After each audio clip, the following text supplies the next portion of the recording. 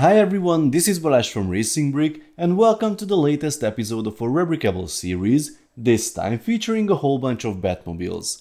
Some LEGO Technic sets just seem to inspire alternate builders more than others, and the 42127, the Batman Batmobile from 2021, is definitely one of them. I enjoyed building the set back then, it has some nice features, although I wasn't entirely happy with the wheels. There were even a few attempts to replace them with better looking 3D printed alternatives. You could see a video about that on the channel. If you check its Rebrickable page, you'll see a very long list of alternate builds.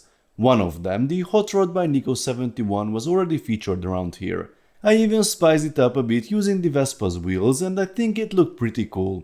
But today I want to show you something else, because there's an interesting trend in that list. The base set is already a Batmobile, but some designers have turned it into a challenge to recreate as many different Batmobiles as possible from this one set. There are at least 8 different Batmobiles besides the original, plus a Batcycle and even a Batpod. Some of these were designed by Creation Caravan. You might remember him from the Star Wars alternate build video with the Millennium Flamingo. Others were made by Dyens Creations. His Rebrickable page has loads of cool alternate Technic builds from different sets, but there are a few other themes too.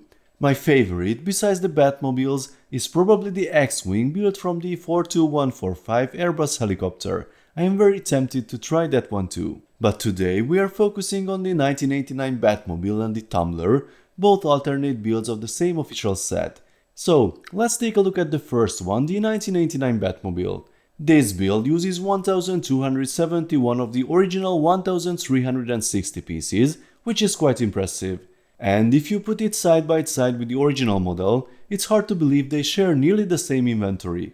Honestly, I think the wheels suit this version better than the original, and there are lots of cool details to explore. Starting at the front, I love how the steering wheel was repurposed to represent the iconic jet turbine intake. The inverted yellow parts for headlights are clever, and the slanted assemblies on both sides are very sturdy. The engine isn't super accurate, understandably, since the original is jet-powered, but it's still here built into this version. There's no easy access since the hood is fixed, but you can detach the curved panels on both sides to reveal the engine and see the pistons in motion. It's driven by the rear differentials through a series of axles and gears. The front wheels are steered using a comfortably placed hand-of-God knob at the rear. You will need to apply a bit of force if the car is stationary, but it's easy to steer while rolling. The steering setup itself is quite creative. It uses a surprisingly complex linkage between the knob and the front wheels, making excellent use of the limited parts. Back to the front. Here's my favorite feature and probably the coolest on this car, the pop-out machine guns. Controlled by this gear on the side, they work beautifully and add a ton of character. The mechanism uses a double linkage so the guns stay level while deploying, and the flaps are opened and closed automatically in a very clever way. There's also a great amount of detailing along the sides, and the car's profile tapers nicely towards the rear. The cabin slides open just like in the movie version. It rides along cross axles, but there are longer beams guiding the movement and setting the limits. It works well, though it lacks a locking mechanism, so the roof might slide open if you drive it around. The shaping at the rear is excellent. Those angled panels are sturdy and well aligned with the source material. The rotating flame exhaust is here too, carried over from the original set and driven by the rear wheels through the differential. Overall, this is a fantastic model. The fact that it's a custom alternate build makes it even more impressive. I used to have LEGO's 1989 Batmobile, but it was just too big to display. This one hits a nice sweet spot, larger than the minifig versions but much more manageable than the big one, and with a great balance of working features and display appeal. It doesn't use the light bricks from the original model, but I found a comment with a late modification that adds them. It is something worth checking out if you build it. Now onto the Tumbler.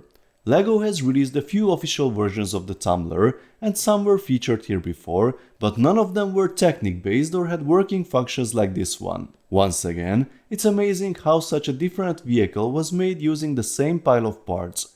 The front is built up with some neat system details, and the cabin looks great.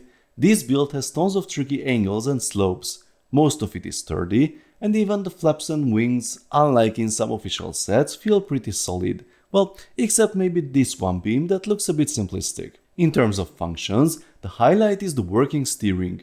There's a hand of God knob on top, and you can see the lateral movement of beams below that control a clever linkage on both sides to steer the front wheels.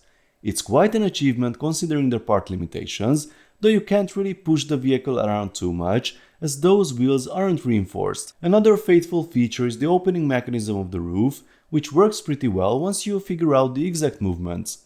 We have seats and the steering wheel inside, and this time the designer has also integrated the light bricks. The front one can be switched on with this lever here. The V8 is also here. The movement of pistons is visible from certain angles. The rotating flames are installed as well, driven by the rear wheels through the differential. The red light brick is installed at the back. The button is easily accessible, though not obvious to find, and you can even drive the car around while pressing it to light up the flames and the engine. Between the two alternates, the 1989 Batmobile is my favorite, but the Tumbler is a seriously impressive effort as well. You can find high quality digital instructions for both builds, and there's even a bundle deal with a small discount. Check the links in the description and in the pinned comment. If you own this set, I highly recommend trying these alternate builds. They offer an enjoyable building experience, clever techniques, and they look great on display. Let me know, folks, what you think of these Batmobiles. Have you built one or are you planning to build one? Let's talk about it in the comment section. If you enjoyed this video, then please give it a thumbs up and don't forget to subscribe with notifications because more exciting LEGO videos are coming soon. See you next time, bye bye.